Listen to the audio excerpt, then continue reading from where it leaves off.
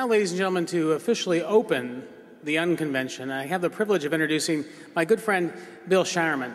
Bill is somebody who, if a protester lands on your roof or shows up at your front door, Bill's the guy you want to have on speed dial. Bill has helped to usher in a wave of more collaborative discussions between advocacy organizations and corporations working to solve problems, and as Secretary Schultz said, not create them. Bill and his organization at Future 500 have been seminal not only to the creation of the Unconvention, but to creating this entire idea of seeking out common ground and finding ways that we can solve our problems together. Ladies and gentlemen, the CEO of Future 500, Mr. Bill Shireman.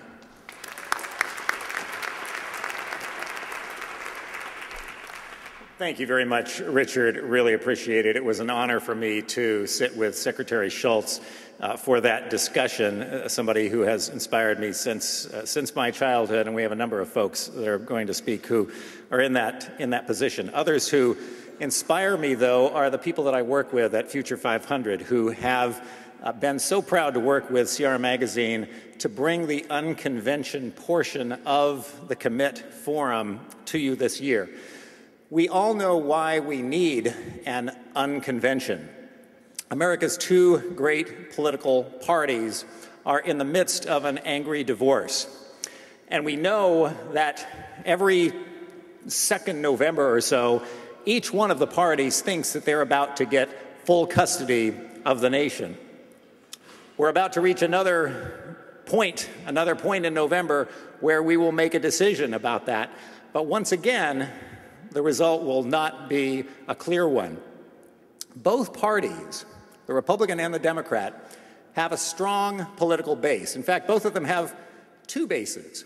They have a power base and they have a purpose base. And we know that the purpose bases in the two parties are very, very different from one another. They have fundamental differences. That one of those bases reveres free markets. The other base reveres free-flowing economies. One of those bases fears most big government. The other base fears most big corporations. One of those bases, left to its own devices, might spend us into oblivion. The other base, left to its own devices, might drill us into ecological oblivion and national security oblivion. But there's another base that the parties have, the power base. And the power base is different from the purpose base in that it's kind of the same base. It's kind of us. Not us as individuals, but all of the institutional versions of us. There are us as business leaders. It is us as employees. It is us when we're unemployed. It is us when we're students. It is us when we're citizens. It's us when we need Social Security, when we need health care.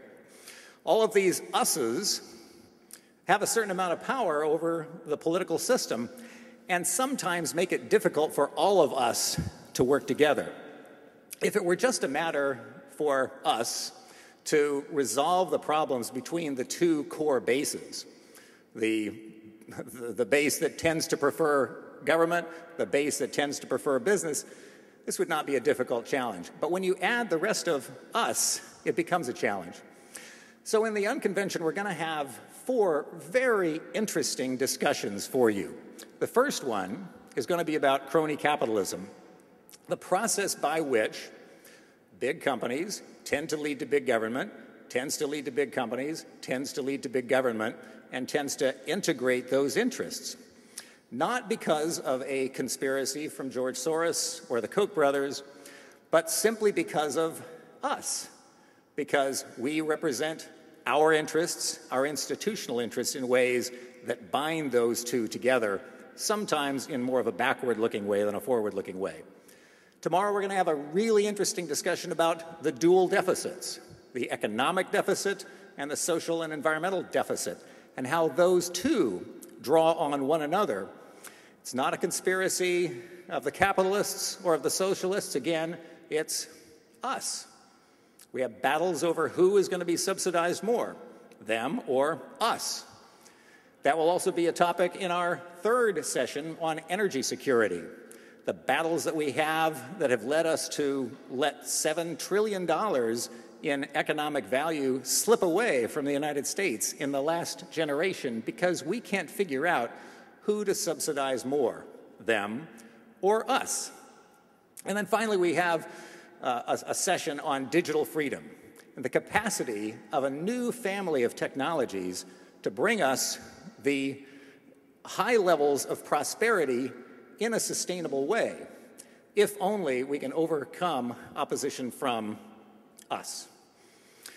We are not going to let these discussions just end with this conference. We are going to take the discussions that all of you have and that all of our speakers have, and we are going to collect them together and deliver them to the next administration, no matter who wins this November, because we know neither party is going to gain full custody of the nation. Some of you have seen this book rolling around. It contains some of the ideas of the speakers that you'll be hearing from in the unconvention portions of the Commit Conference. We would love to have your feedback on that, your additions to that. Talk to any of the Future 500 folks or the folks at the front door to get that information and to stay in touch with us. I am pleased now to introduce you to the next speaker and to an extraordinary group of folks who will have a living room conversation about the topic of crony capitalism. David Stockman is, as most of you know, most famous for having been President Reagan's budget director. He also was an aide to one of my favorite early Republican congressmen, John Anderson, who ran for president in 1980. He was a congressman himself before joining the Reagan administration. He produced some of the largest tax cuts in the history of the nation, but he himself wrote a book later saying that he didn't finish the second half of the Reagan Revolution, and he's still working to do so. He left politics, joined Salomon Brothers, joined the Blackstone Group, took what else a contrarian investment strategy to the benefit of his clients, and put himself in a position where he now has the capacity to tell us the unvarnished truth. So I am very, very pleased to invite and welcome David Stockman.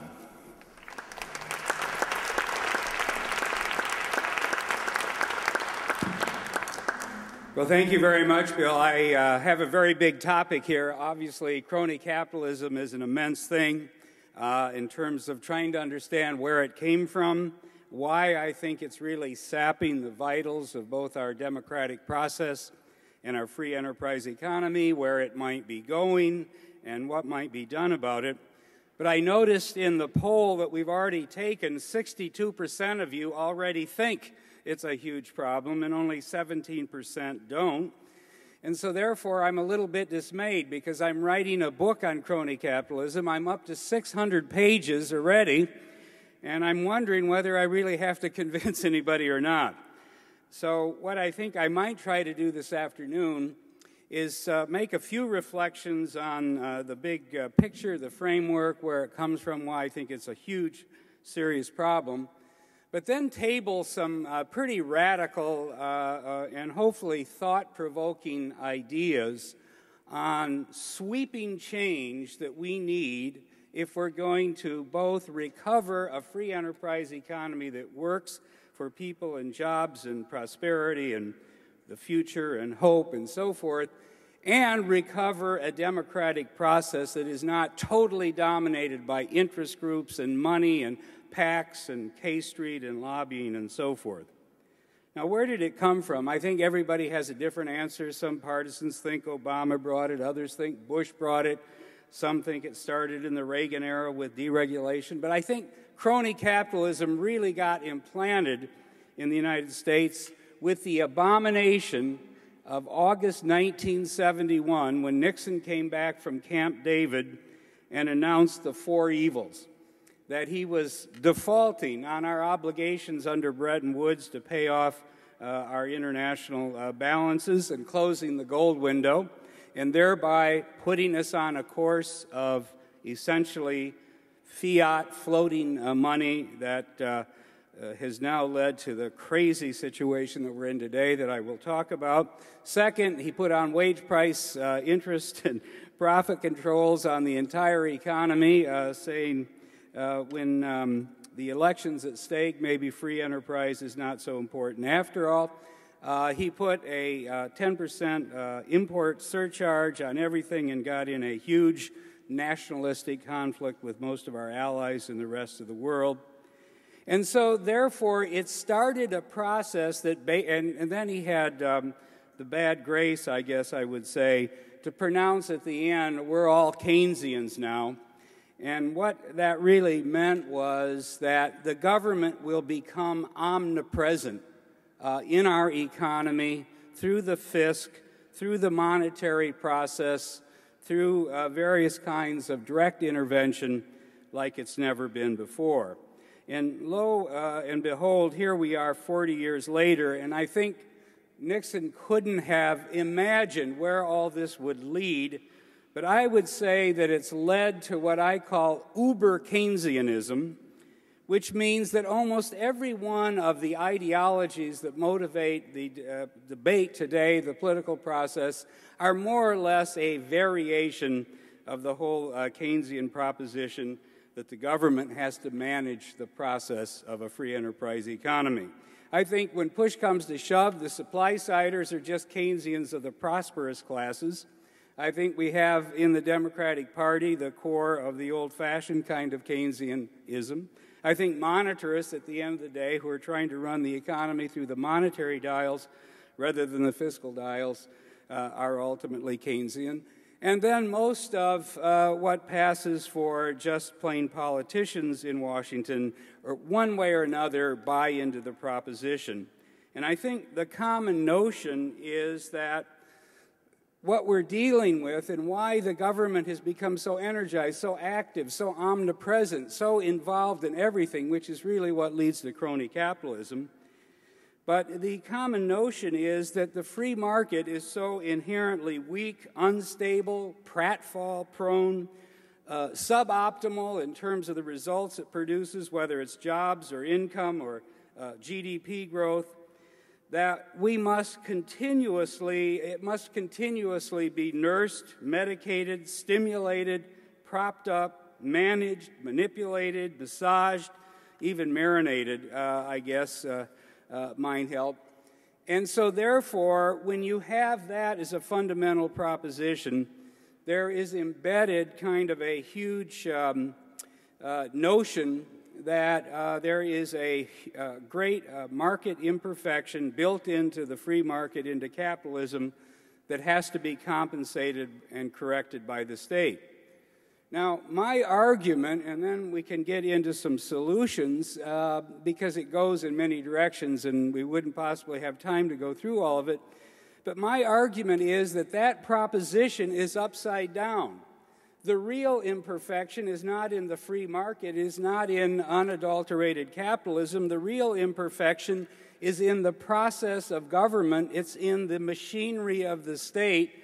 It's in the programs and agencies that get created in order to allegedly deal with this fundamental flaw and imperfection that allegedly exists in the private market.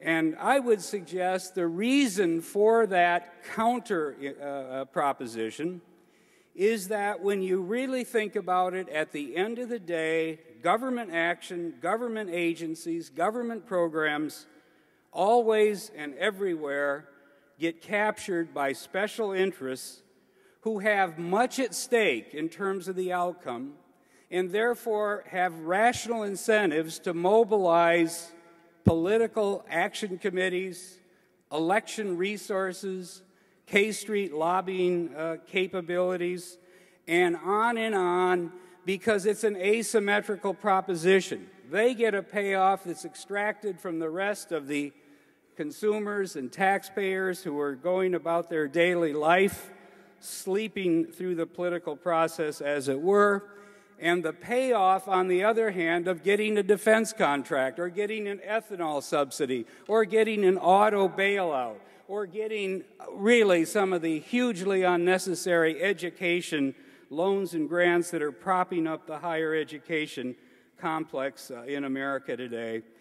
All of that is an inherent outcome of an overly politicized, overly mobilized process that says nothing can be expected out of the private enterprise system unless it is constantly managed, as I say, manipulated, massaged, and intervened. And so now, as time goes on, as that idea, so what I'm saying is that the problem we have with crony capitalism is the bad idea that's embedded in supply side and in monetarism and in Keynesianism. They're all the same thing.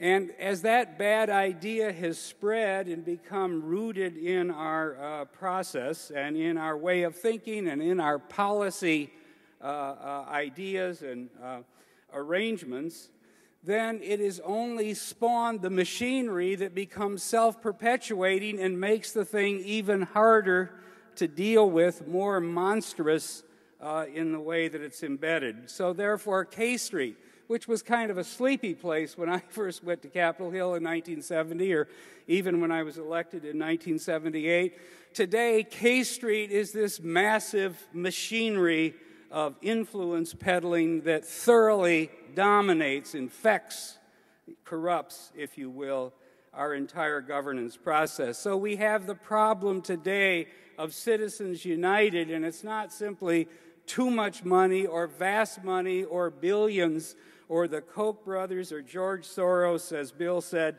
in the process. It's that all of this money funds an industry which is called the industry of permanent political mobilization and electioneering, which as a result reduces everything in the governance process to talking points, reduces everything to partisanship, reduces everything to maneuvering, and as a result, the collective intelligence of our society is falling because we have adopted an idea that has bred a process that has led to the paralysis and the capture of all the machinery through the crony capitalism that I'm describing. Now, there are three routes to get there.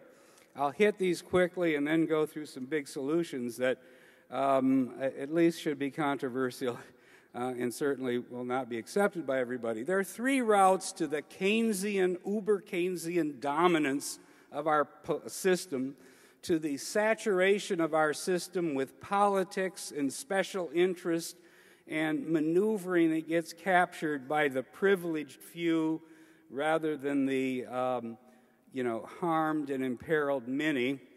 One of them is the Federal Reserve monetarist current policy, which has gone so far off the deep end in money printing and low interest rates and monetization of the debt and constant intervention in every aspect of the capital markets, so that today there really isn't any financial system left. There's no free market in finance, whether it's on Wall Street or banking or anywhere within the financial system, equities or bonds or derivatives or commodities. It is all driven, and the cadence really goes to the last word, the last maneuver, the last utterance that comes out of the Fed. There is no one at home today on Wall Street.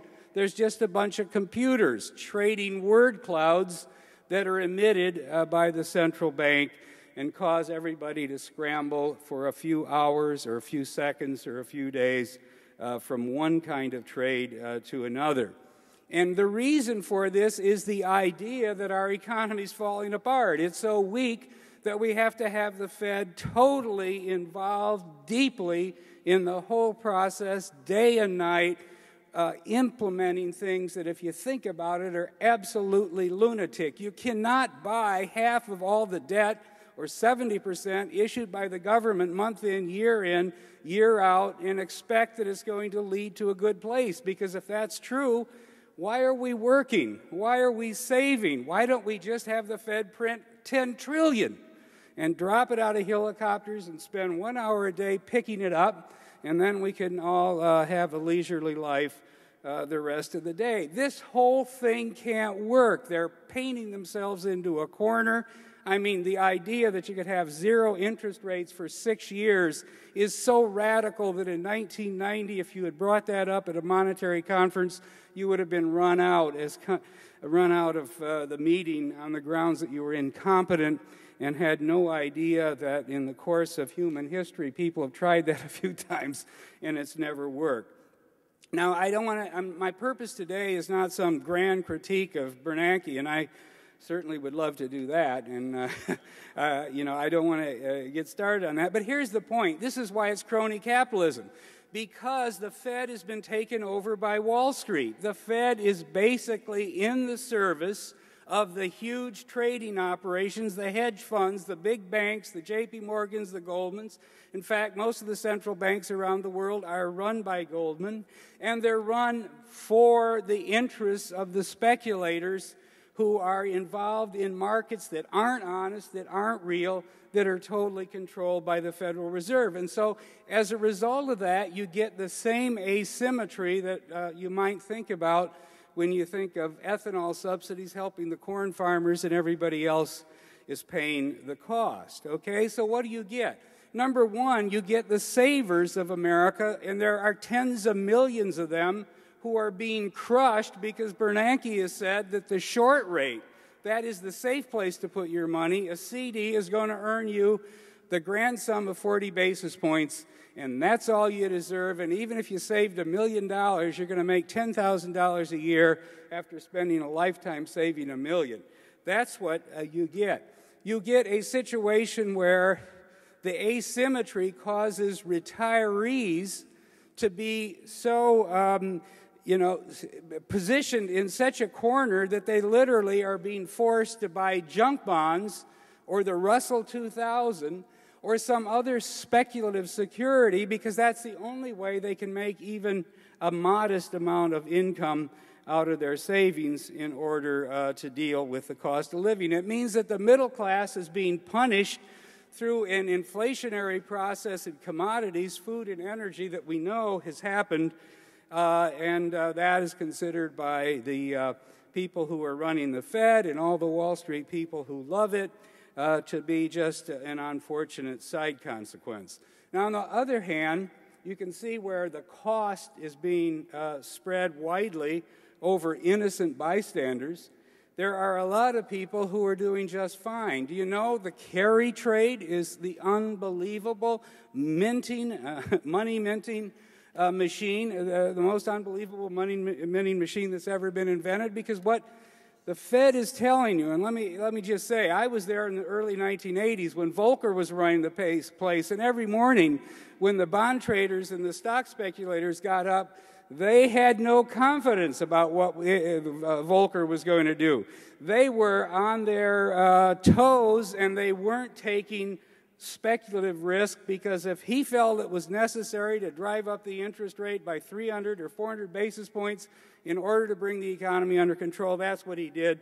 The Wall Street traders be damned. But today, Bernanke says, I can pledge to you that if you're in the carry trade, that is, you buy $1 billion worth of 10-year bonds yielding 1.7%, and then you go borrow $950 million to fund them, so you only have $50,000 at risk. I will guarantee you that your $950 million of overnight debt that you're funding your position with will cost you nothing. 10 basis points from now to 215. I'm not going to surprise you. I'm not going to Volckerize you. You're not going to wake up some morning and find that the overnight rate is soared and your carry trade is in bad shape. No, I am going to guarantee you that as long as you want to keep on that simple trade of collecting 1.7 basis points on $1 billion and paying 10 basis points on $950 million, back up the truck, load it up, and keep doing it over and over. That's what comes in terms of what the cronies are getting out of this arrangement. It means that everybody is front-running the Fed. It was leaked for weeks in this latest QE3 that they were going to buy MBS, mortgage-backed securities, Fannie and Freddie Mae. Fannie Mae and Freddie Mac. And so the smart money was buying all those things knowing that as soon as it was leaked or announced, the price of those maturities, 5 years, 6 years, 8-year Fannie Mae's would go up, and they would harvest a windfall simply because they were able to front-run what the Fed was doing. And the same is true with the leveraged speculators that basically inflates asset prices, and you get the debt for free. It drains speculative earnings and windfalls to the top 1%. That's why we have the distribution problem in this country, this so-called income distribution problem. It's not because of the inherent nature of free markets and capitalism. It's due to the fact that we've created a massive casino run and presided over by the Fed that basically is making it easy for financial speculators to capture huge windfalls while everyone else pays the price of an economy that's failing, of savings that produce nothing, of a cost of living that's going up, and so forth. So my point is that our whole economy now is stuck under the management brief of the Fed, and we're now afraid to let go. Why are they continuing to say QE3, QE4? Why? I mean, they're now going to be buying $80 billion a month of MBS, mortgage-backed securities, when only about $150 billion are even issued. Why are they doing that? And the answer is they're afraid that if they stop, if they announce we're going to let the economy now sink or swim on its own, we're going to allow the free market, if you could imagine that, allow the free market to set the interest rate for once, that the boys and girls on Wall Street would have a hissy fit. They would go nuts. There would be a panic. There would be a massive sell-off. The stock market would drop by $1,000. They have taken themselves hostage. The whole system is caught up in a big crony mess. Now, that's the monetary side, so that's monetarist uber Keynesianism. The Republicans have done the same thing on the tax side. You know, there was once upon a time when I first started in 1970 where Republicans thought the tax code was a way of raising revenue, as unpalatable as it might seem, in order to pay the bills of government, and therefore you ought to raise it in the most efficient, the least economically damaging and disruptive way as possible. But after the 1980s, the Republicans got onto the idea that the economy is so inherently fragile and vulnerable that let's have a tax cut anytime, anywhere, for any reason that any K Street lobbyist can think of and call it a jobs program. And so as a result of that, we've dismantled, the Republicans have, the whole tax code, and we're collecting 15% of GDP today, lower than Harry Truman was collecting in 1948 before we even had a Cold War that was started. And I don't know why we have the defense machinery today, but we do. And so my point is we're spending 24% of GDP, and we have a whole set of ideas, the Republican prosperity ideas, the supply side tax stimulus idea, which is really just, as I say, Keynesianism for the prosperous classes. And so we end up with K Street owning lock, stock, and barrel the tax code. So we end up with stupid things like we just had 100% first-year depreciation. Okay, that was to stimulate the economy because we're told without the stimulus we would have gone down a black hole. Do you know what all of the rich guys were doing with their 100% first-year depreciation? They were buying themselves a new G5. That's what they were doing because they could write the whole thing off in 1 year. Now, I don't want to just pick on that example because it doesn't make sense anywhere. If you're going to have a corporate tax code, and I don't even believe in the corporate income tax, but if you're going to have it, you can't have depreciation 100% in 1 year, or what's the point of the whole thing? Or why do we have the ethanol subsidies? 1/3 of the acreage that's parching out there in America is today being turned into fuel and burnt in tanks. Ridiculous. Why do we have all of these energy alternative energy credits that lead us to the, nonsense of Solyndra and all the rest of it? Because it's the same idea. Let's have an incentive. Let's use the tax code to make the economy go. Why are we giving $6,000 tax credits to the GM Volt that no one wants to buy and so forth? So my point is, A second domain of crony capitalism is that our tax code has been taken over by the Keynesian supply-side idea that the economy must be constantly medicated with stimulus and spending tax cuts and so forth. And as a result of that, we're going broke. And as a result of that, we don't have the revenue to pay our bills. As a result of that, we're driving towards a cliff. You can call it the fiscal cliff. I call it the permanent fiscal cliff, because it's not simply the numbers, it's the idea that's driving the perverse behavior of all those Republicans who claim, wave their arms about the deficit and keep coming up with more tax incentives, tax cuts, keeping the code at 15% when we leave a lot more. Now, I won't hit the Keynesian, plain old conventional Keynesian spending too hard, because everybody knows what that is. We've done some ridiculous things, and the one ridiculous thing that we did was the auto bailout. And I know that this is what Obama is now running for re-election on in Ohio, and he'll take a big lead there, and that may just be the turning point. But the point is, it didn't save one job. It simply relocated and redistributed the jobs from south of the Mason-Dixon line, where they would have gone to Hyundai or Nissan or Toyota or BMW or the other plants that are down there, and they put them in Ohio and Michigan. It didn't cause any more car sales, and it just said that basically GM and Chrysler will make a few more of the cars demanded, and the 6 or 7 other suppliers that we have in our economy will make less. I call it a food fight over the wage bill. And if you actually look at it, and I won't give you all the math, it's in my book, but the wage bill in the auto supply base in the United States is $15 billion a year. And as a result of that, about $2 or $3 billion was put in the North as a result of the bailout, and $2 or $3 billion of that wage bill was taken from the South, and nothing else was accomplished except another corruption of the political system. All right, so if we have the 3 domains of crony capitalism, monetarism, tax cut crony capitalism, and plain old traditional Keynesianism, what can you do to fundamentally change and get out of this syndrome, this almost doomsday machine that we're locked in? And I have 3 ideas. They're pretty radical, but they go to the heart of what's wrong here. And so let me just tick them off, and then I'm sure it'll provoke some debate. Number 1, I want to say this very carefully, abolish incumbency.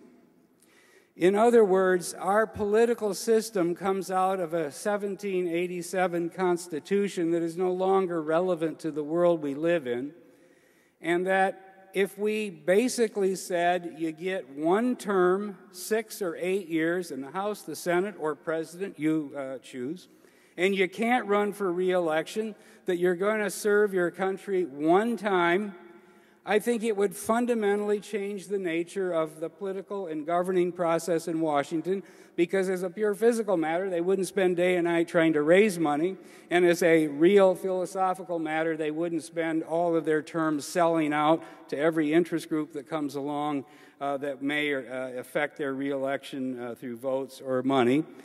And so therefore, abolish incumbency, and you have gone a long way towards dealing with the fundamental asymmetry in the system that leads to crony capitalism. And while you're at it, have an election every year, only for 4 weeks, and 1/6 or 1/8 of the Congress is elected each year, so the public gets a chance to weigh in with a fresh judgment about what's going on.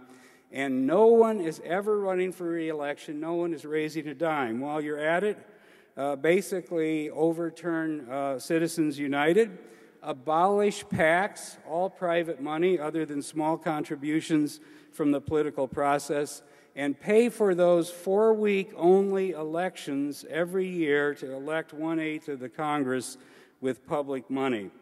And I think if you do that, you will fundamentally obliterate and change the enormous campaigning machinery that's multi-billion dollars that turns our governing process into talking points. Number two, abolish the FOMC, the Federal Open Market Committee. That's a long topic, but what it basically says is we don't need the Fed constantly intervening in the market, manipulating interest rates, trying to macro manage and micromanage the economy. Simply do something that they had when the Fed was created in 1914. I call it remobilize the discount rate. The Fed is there. Let the free market set the interest rate. If a bank is really in trouble, they come to the window, they borrow at 15%, let's say, 13% market rate plus a 2% penalty. And if they're illiquid, then they get resolved and closed. And if that can tide them over, so be it. But nobody is running the economy from the Fed and the Eccles building, and Wall Street is on its own. Interest rates and real prices get back into the financial markets. The speculation stops, and we fundamentally air out and fumigate the system. Third, adopt a balanced budget amendment to the Constitution. Now, I used to be a budget guy, and I was far too sophisticated to believe in something as crude as the balanced budget. But I want to tell you, when you look at the system today, where every spending program is a jobs program or an economic stimulus, and every provision of the tax code is a job program or economic stimulus, the system is incapable of making choices, trade-offs, incapable of looking at revenue and expenditure as the accounts of the public finances of the United States and view them only as an economic stimulus instrument or part of the machinery.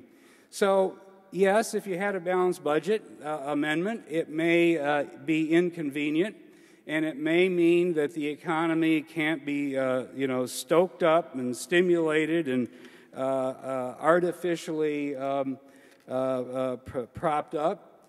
But the alternative is bankruptcy. There is no doubt about it. The reason they can't agree on anything is not because we don't have camaraderie after 5 o'clock. I actually disagree with George Shultz on that. It was just as bad in the early 80s. The only difference in the early 80s was until Reagan came along and we really screwed it up. People were afraid to death of deficits and of national debt. And now we've gone 30 years. It doesn't seem to do any harm. So therefore, let the other guy deal with the problem. We're only going to put the genie back in the bottle if we have a balanced budget. 3 ideas: abolish incumbency, abolish the Federal Open Market Committee and its activist intervention in the economy, adopt a constitutional amendment that requires a balanced budget. Those 3 things would fundamentally reorganize the environment that we're in, would allow both free markets to reemerge and democracy to have a chance. Thank you.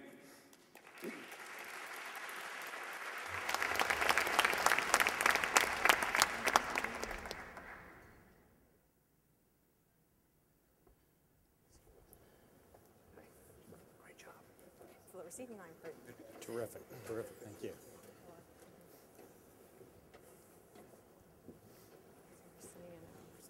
Well, good evening. I'm Nick Sorrentino. I'm the Director of Political Outreach for the Future 500. And I am honored to have the panel before us tonight to discuss the topic of crony capitalism. Let me briefly introduce everybody. I was saying in the back room that everybody on this panel has done so much that if I listed everything, we'd never get to anything. So I'm going to kind of give the brief version. Luigi Zingales is a professor at the University of Chicago, Booth School of Business, and he recently wrote the book A Capitalism for the People. He's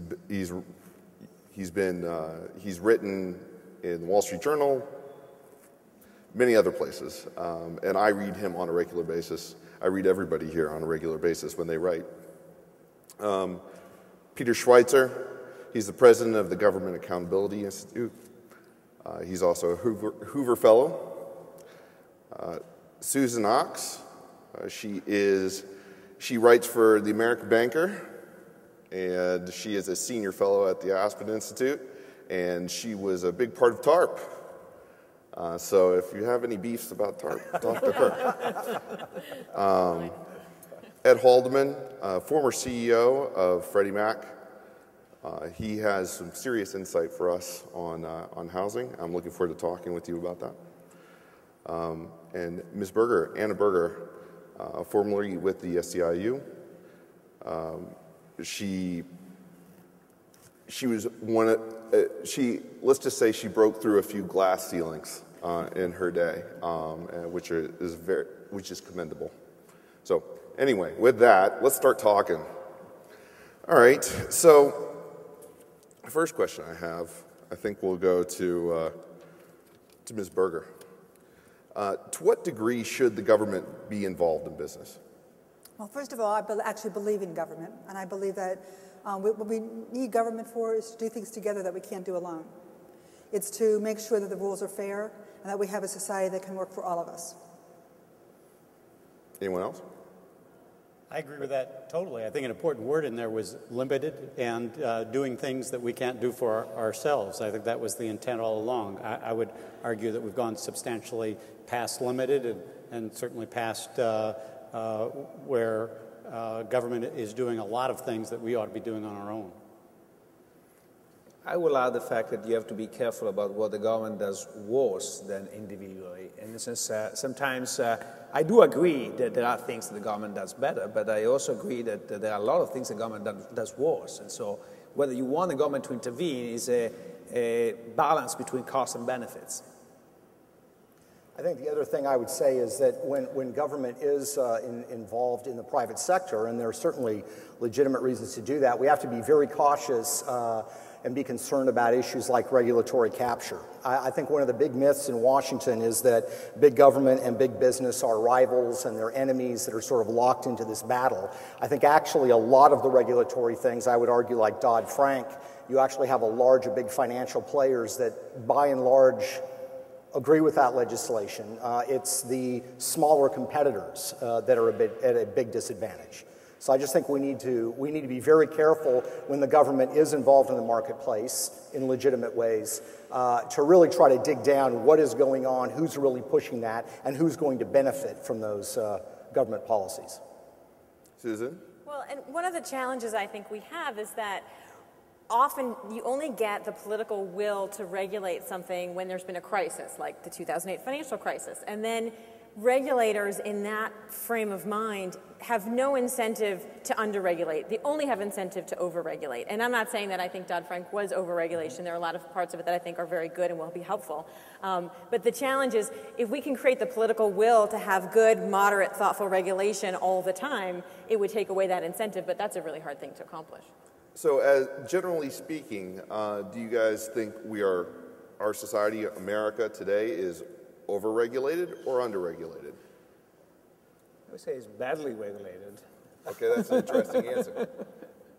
I think that, take Dodd-Frank, I think that Susan is right that there are some aspects that are valuable, but I think that most of it is, first of all, very hard to understand.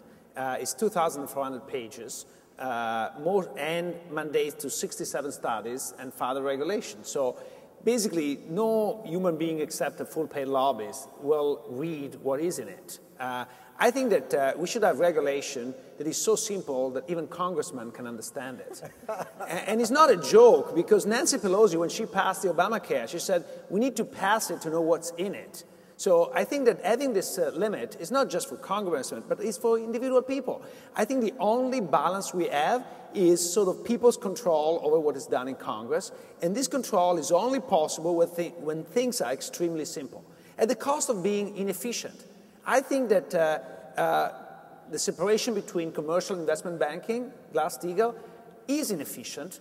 However, it's not too bad, especially if you compare to the Volcker rule. The Volcker, I have deepest respect for Paul Volcker, but the Volcker rule is not implementable, and it's an example of what he was saying before. Is basically the Obama administration wanted to please the crowd with some regulation. The industry did not want any regulation to take place, so you have the perfect combination, something that looks good, has a good name, and is completely unimplementable and keeps employed an army of lobbyists and lawyers in Washington to try to figure out what's going on. So doesn't that go directly to crony capitalism? We had a financial industry that was against Dodd-Frank and did everything that they could to defeat it. And when they couldn't defeat it, they loaded it up with a lot of extra regulation and language to confuse it so that they could get around it. And so it's exactly how big corporations or the financial industry uses their power and their clout to make something work for them and not for anybody else. Absolutely, I think that, but that is a big limit on government intervention. If we recognize the fact that regulators are mostly capture, this puts a big limit on what government can do. And this is not a conclusion. Some people push it to the conclusion you should have no government or zero regulation. I think that's the wrong conclusion, but it does put a limit on what is the reasonable regulation you can implement. But part of the problem is that there's so much big money in politics that the lobbyists from the financial industry are running all over the Capitol trying to own people. And so maybe what we need to do is figure out how to get money out of politics so that we can actually have a government that's making decisions that's good for all of us, not just good for those who have the most money, who can manipulate the system in the greatest way for them. But even if you take all the money out of politics completely, you still need to have a conversation between regulators, government, and the business community, because otherwise you can have so many really bad unintended consequences of policy that if you're not getting kind of that granular perspective of what's happening on the ground, you can really create incredibly distortive effects in the market, as you guys would well know. So you have to find the right balance between getting enough voices into the pool so that you're really getting all the perspectives and then making good decisions that are clear and regulatory. That makes sense. So to that point, you know, often we hear about the revolving door between business and government. I have some people make the case that revolving door has some benefits for society. Susan, I'd like you to speak to that. I agree. I think, you know, one of the worst things we can do is just tar everybody with the same brush and just say everything's bad. Anybody from government going into industry is bad or vice versa. I think, you know, people are individuals. Some of the, you know, my old boss at the SEC, Arthur Levitt, came from industry, was a creature of industry for several decades, came to the SEC and made investor protection one of his biggest priorities, much to the consternation of the securities industry. And he also went after the accounting firms. You know, I mean, he was a pretty strong regulator. I think in hindsight, he would say he wishes he were even stronger and had done things even more aggressively. But so I don't think that you can say it's blanket bad. And again, you need some of that expertise. If you had, you know, you can't create solutions in a vacuum. And if you have nothing but kind of regulators holed up in the Treasury Department trying to decide things who've never actually been in a bank or, you know, worked at a securities firm, I think it can be worse. But Susan, the example you picked was someone moving from industry into government. I have a hard time coming up with any difficulty with that. In fact, I think there's a lot of advantages. A lot of people do criticize that. I can come up with some examples. I'm much more troubled the other way. And we in the mortgage industry, we just had an awful example when people left government and joined Fannie or Freddie and were able to impact legislation, were able to impact regulatory authority. It's pretty ugly when it goes that way. Do you differentiate between the two directions? I can see there are more challenges that way, but I do also think you can have somebody who comes in from industry and you can say, oh, they're just trying to deregulate everything and just try to cater to their old buddies on Wall Street, which is frankly what a lot of people have accused Hank Paulson of. I do not. I don't put claims to that, but a lot of people said, oh, he only bailed out Wall Street because he was one of them. And I don't think that's all the reason why he did. Why? Why then? Why? Yes. Because I think that he truly believed that the entire financial system was on the precipice of disaster. And that Susan, I believe that too, but there wasn't just an alternative between Armageddon and bailing out everybody. There was a middle ground that he never wanted to consider. Why never wanted to consider? Maybe it's simply sort of a cultural bias. I'm not saying he's an evil person and he's just trying to enrich his friends. Simply, he talks too much to his friends and believes that the war is ending. And that war was ending, absolutely. And so he came to the rescue. And he only rescued some. He only rescued Wall Street and not Main Street. And so it just, basically it is true. That's not true. 700 banks got TARP money. But in 700. terms of people in their mortgages, people on Main Street, individual people were not part of that bailout at all. And so it was focused totally on one part of the economy and not on the 99%. But I would also just say that in the revolving door, there's a lot of revolving door that has a direct impact. People come from industry. CEOs of mine companies go into the Mine Safety and Health Authority and deregulate mining, and people die. Food, ag folks go into agriculture and make decisions that's good for big ag and not good for others, and it is bad for the consumer and it's bad for our economy. So that the revolving door from industry into government, if they're going in to be able to deregulate or do their own thing and further their own causes, is hugely damaging to our economy and to our consumers. So I would say that the revolving door is a dangerous thing, and how do we figure out how to regulate it or monitor it or put transparency on it so that we can see what's really going on? But you would never shut it down. No, not at all, but we do have to have transparency. Right. We do have to have some kind of standards. We do have to have some kind of expertise that's really dealing with some of these things. Yeah, but do you think that transparency is enough? In a sense, it's very transparent that Robert Rubin stepped down from the Treasury and went to Citigroup, that helped sort of create when he was at the Treasury, because he allowed sort of deregulation.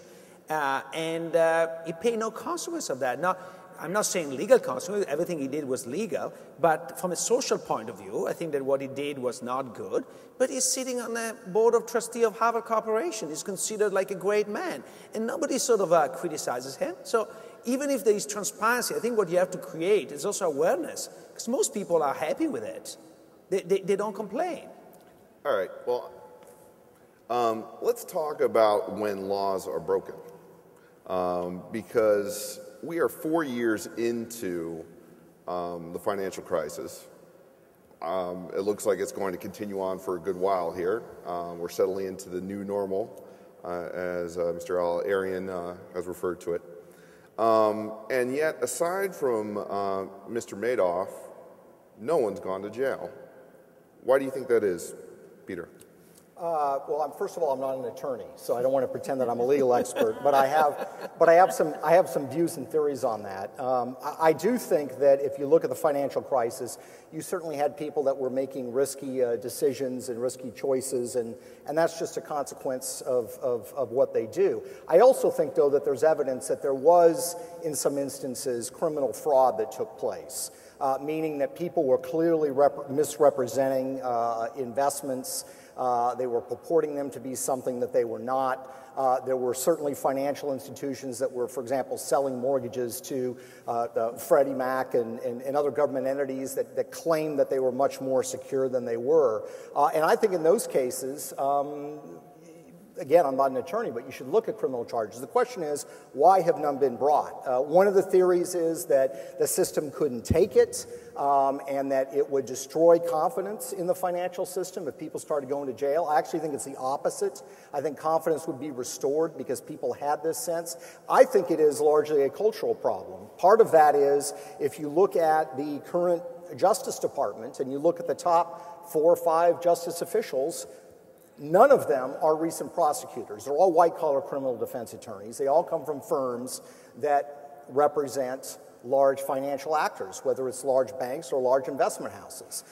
So I think the question becomes, on an individual basis, do these government officials, in terms of their future career development, have a disincentive to throw people in jail that perhaps were clients before or maybe clients in the future? I think it's an enormous problem.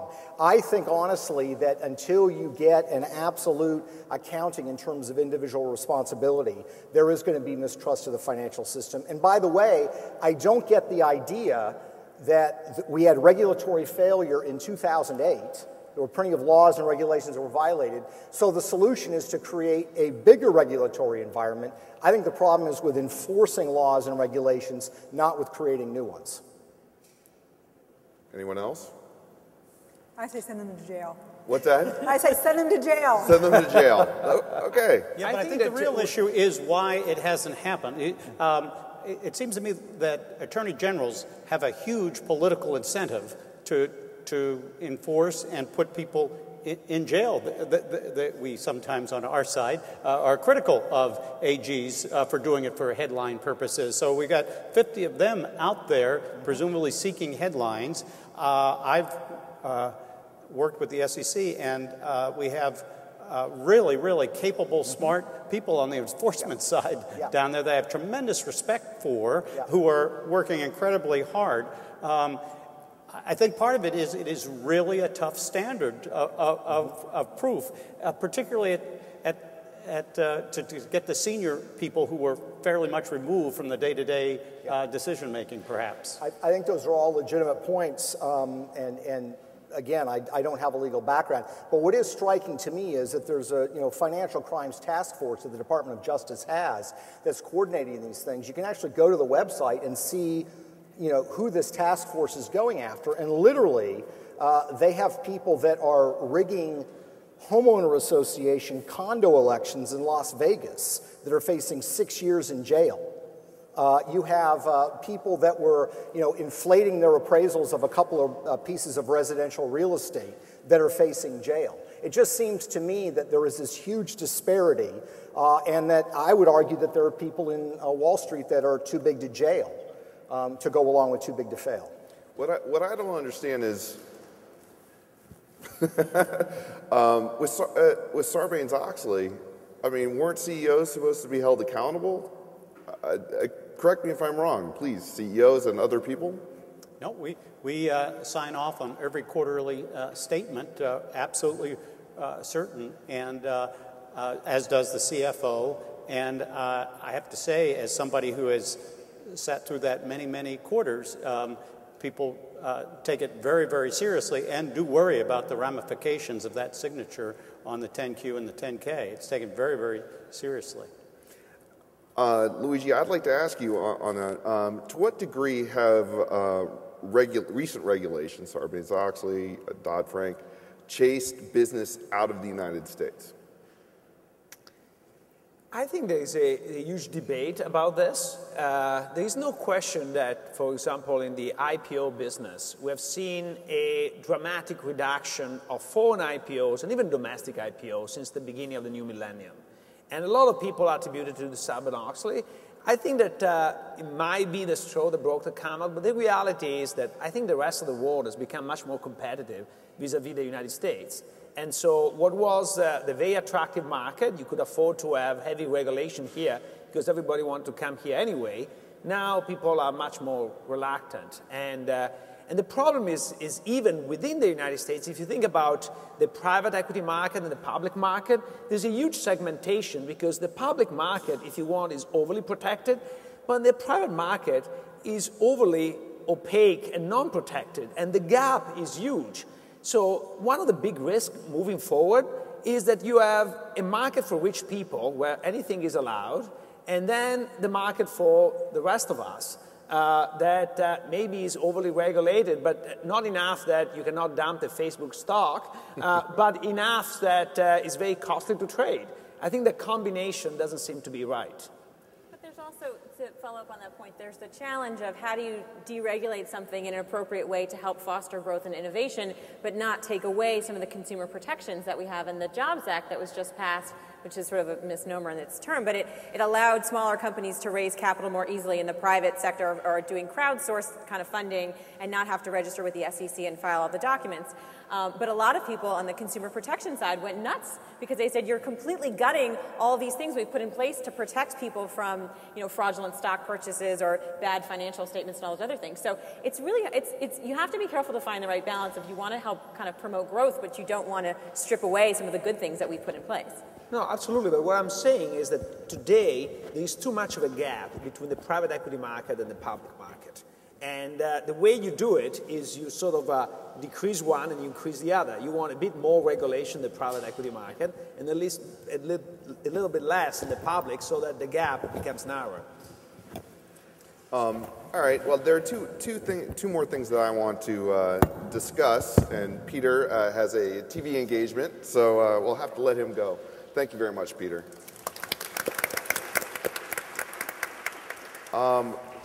What I would be interested to know, each one of you, you pay attention to this sort of thing.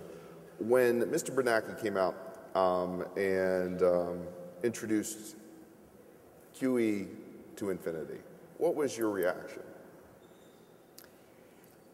I think that I divide things between the first and the rest. I think at the beginning it was not crazy to increase money supply. I think that there was, number one, a panic, so the demand for money increased.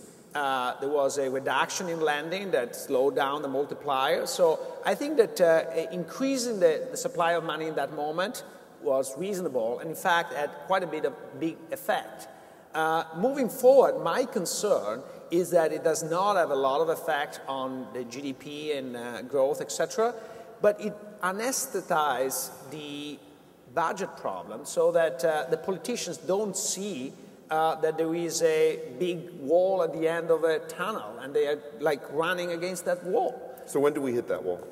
I think that we'll see. I think that the big sort of alarm will be when Japan gets into trouble. I think that among my faculty there is this joke, you know what's the difference between Japan and Greece? 3 years.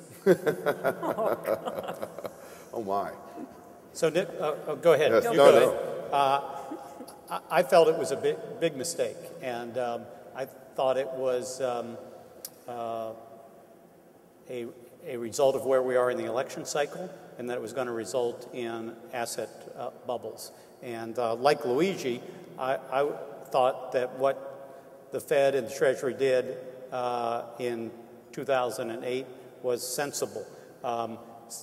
Looking back, people can say it was too much and we should have thought about a middle ground. I think maybe even Luigi said that. But that's with the benefit of 20/20 hindsight. When you're going through it at the time, you don't know where the cliff is, you don't know how bad it is, and the worst thing that can happen is you take that 5% chance and it goes over. So I think they handled it masterfully in 2008, but I'm really troubled by continuation with QE3. Interesting response. Can I ask a question to add? Because you said correctly, I think at the time you don't know how much is the right amount. So one question that also Anne had, why sort of the government and Freddie in particular did not do much for homeowners? And it says, according to studies even today, one of the big causes of the continuing recession is the debt overhang of households. And the single way to address that was some form of renegotiation of those mortgages, and there was no serious attempt to do that. Why? Oh, I don't agree with your thesis. I think there was an incredibly serious effort to do it, and do it in a very sensible, thoughtful way. The government... Which was, sorry? HAMP, HARP, and more than 1 million modifications were done under that program. A tremendous refinancing program under HARP. And I think we were very, very active, appropriately active, and if we had gone much more in terms of principal reduction, I think that would have been a mistake and would have been too much intervention by the government. I thought that they were good programs to start, but they didn't go far enough, that we should have negotiated down the principal and we should have refinanced the interest rates, and we did not do it enough. The thing that strikes me as I look at housing is a lot of the banks that are foreclosing on people manage their books far worse than the people they're foreclosing on. And I think for a lot of Americans, that's a real fundamental thing that gets at them every time they pay their mortgage. How much do you think that's a factor in the American public today? I think it's a huge factor. That's the reason why in 2008, this is not the benefit of hindsight. In 2008, I had a plan that suggested you should treat the banks and the individuals in the same way, so through a form of debt for equity swap. And that would have been sort of fair across the board.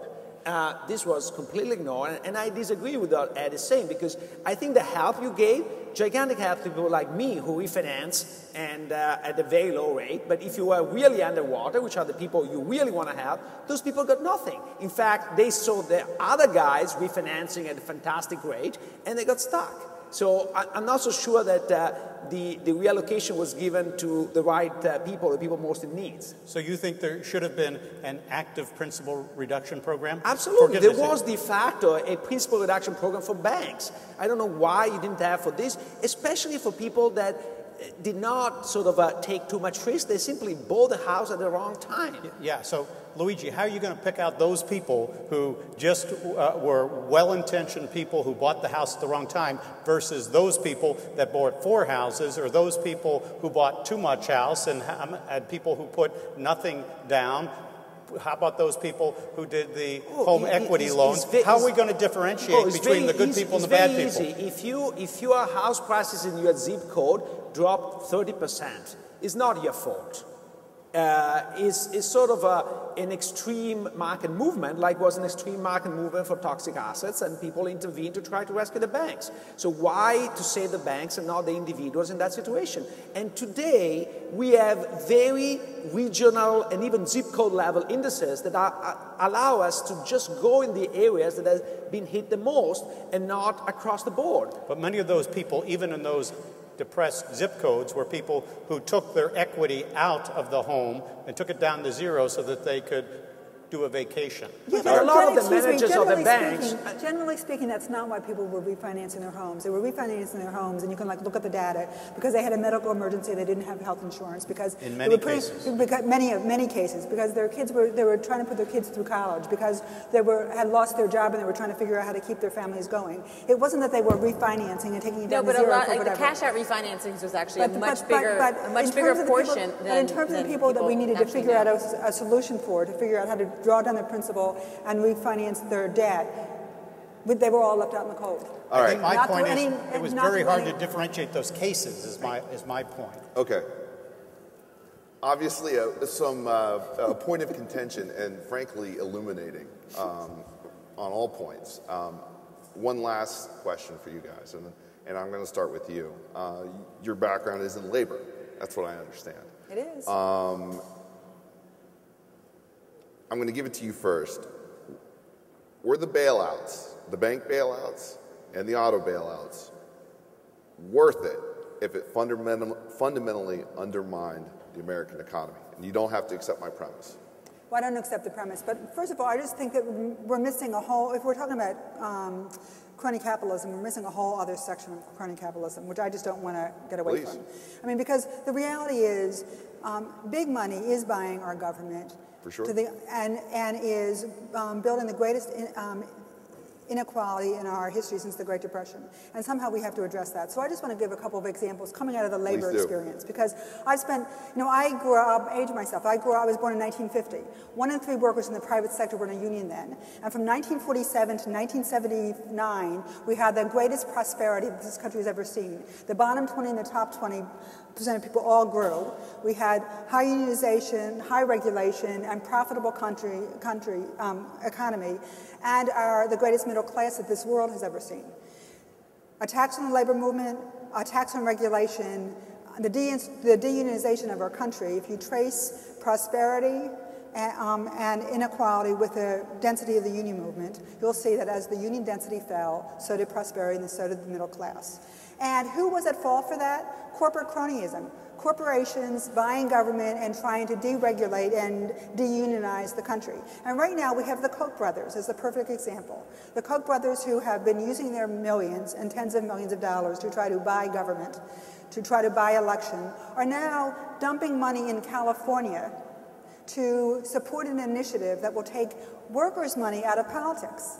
So they have free rein to spend all of their money to buy government, and they're going to try to deunionize. First they try to deunionize Wisconsin, and now they're going to try to deunionize California and the rest of the country. And so if we're going to try to grapple with what's really going on, the bailout is one thing, but how do we take out corporate money, big money that's trying to distort our society, and give it all to the top 1/10 of 1% and leave everybody else in the cold? And the reality is, every single day we are getting, our inequality is growing more and more. And so we have to tackle that problem.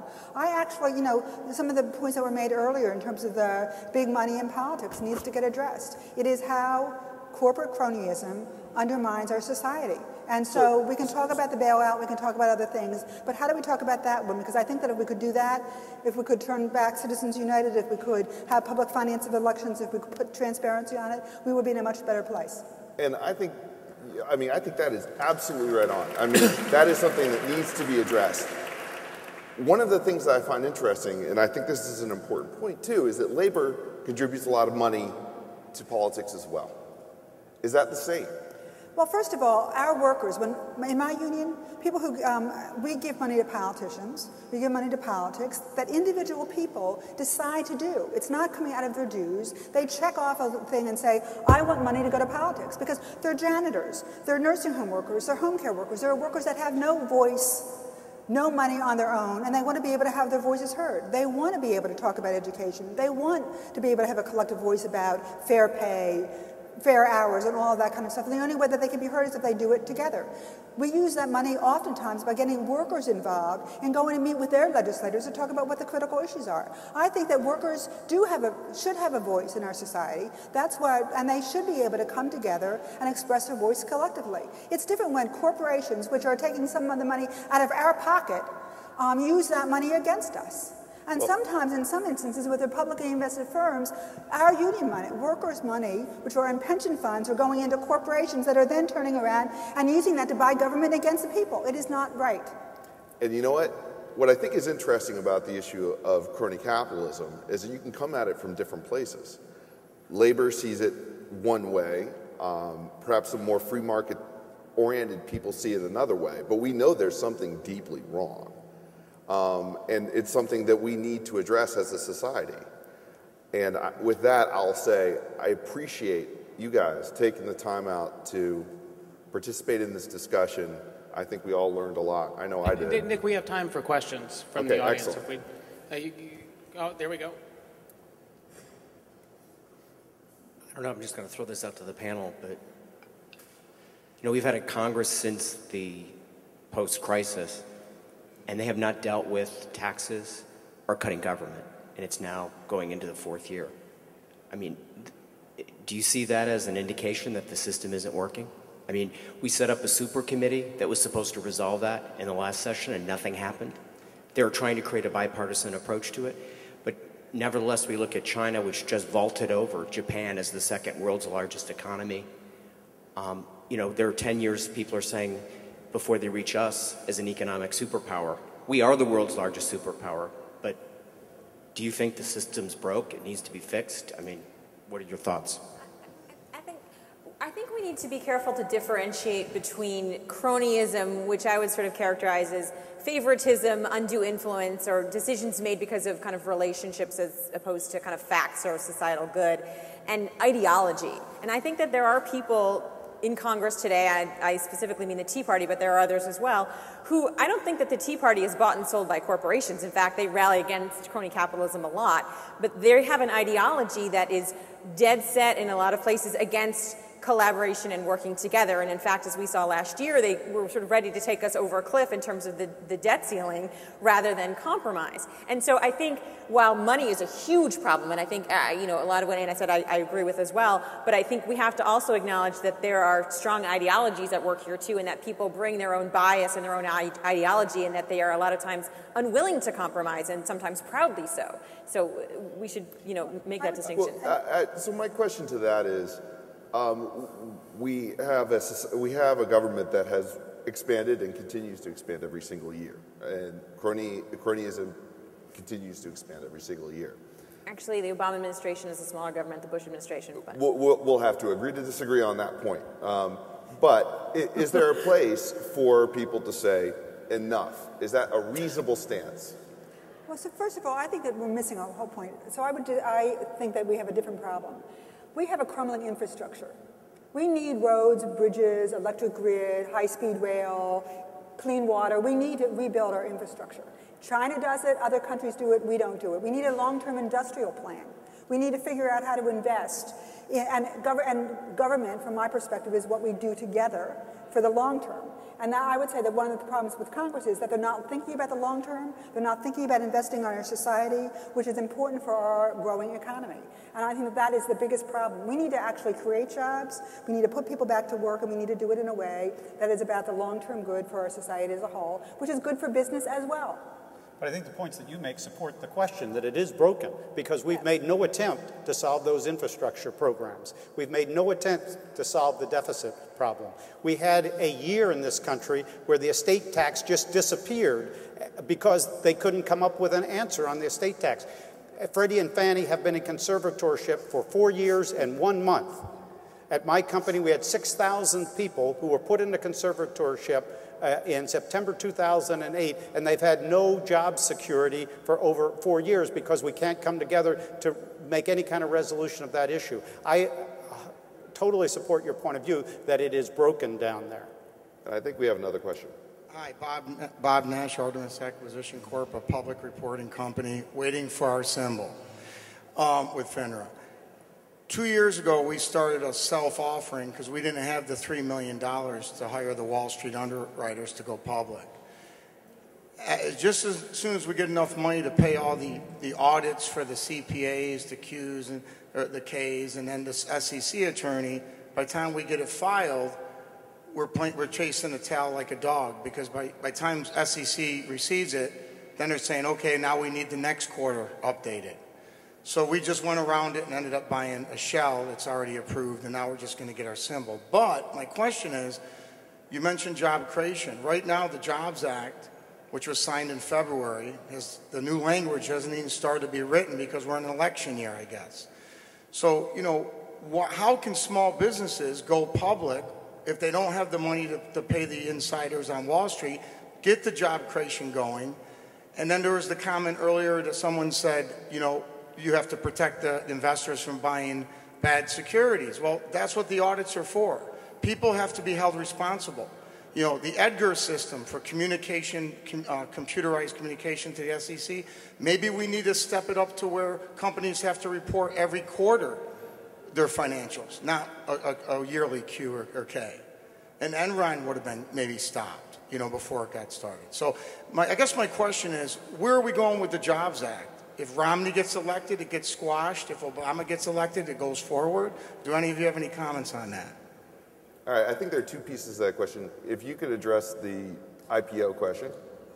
Yeah, we are in a system in which the auditors don't guarantee the business, they guarantee the integrity of the accounts. So there is an intrinsic risk that every investor has to face. This is, after all, the free market system. However, all these things cost. So maybe what we need to do, and that was what I was saying earlier, we should have some more segmented market. So we should have a tier of market for small companies where the demand for disclosure are lighter, but where you are more careful in who gets in, because we don't want unsophisticated investors to be burned. So I think we need to think about this, but we have to realize that if you want sort of the integrity of the accounts, you have to pay for it. We might want to have more competition and favor more entry in the audited business, but all this stuff costs. There's no way around that. Jobs Act. Well, the Jobs Act, the one that's actually titled the Jobs Act, is really not, it's sort of a misnomer. I forgot what the acronym is, but it's not really actually dealing with job creation. It is dealing with going public and that kind of stuff. I mean, in terms of broader job creation overall, I do think, I mean, I know a number of people across the aisle and who are advising Governor Romney, and I think the people who think that financial regulation is going to just disappear if Romney gets elected are kind of in fantasy land. I mean, he's not going to come in and dismantle everything. The CFPB is not going anywhere. He's not going to strip away every single thing in Dodd-Frank and Sarbanes-Oxley and everything else you haven't liked Gramm-Leach-Bliley for the past 20 years. So I think that we're still living under a lot of that, regardless of who gets elected. We have another question. Yeah, thank you. I'm Elliot Clark. I'm actually the CEO and publisher of Corporate Responsibility magazine. So I was listening to the panel, and a question occurred to me. First of all, I feel like sometimes when we talk about crony capitalism, it's a little bit like watching an Oliver Stone movie, okay? All right, there's an awful lot of conspiracy theory taking place. Now, I could turn around and say the SEIU is lobbying the very legislators that their employees work for, and that would be okay. But I don't think you're doing anything wrong. I think that's okay. My question is, when we talk about crony capitalism and we get into the Oliver Stone realm, I know the people behind me are really smart, but I'm not sure they have the formed intent to get together in secret rooms and collaborate to do the bad stuff that gets associated with the term crony capitalism.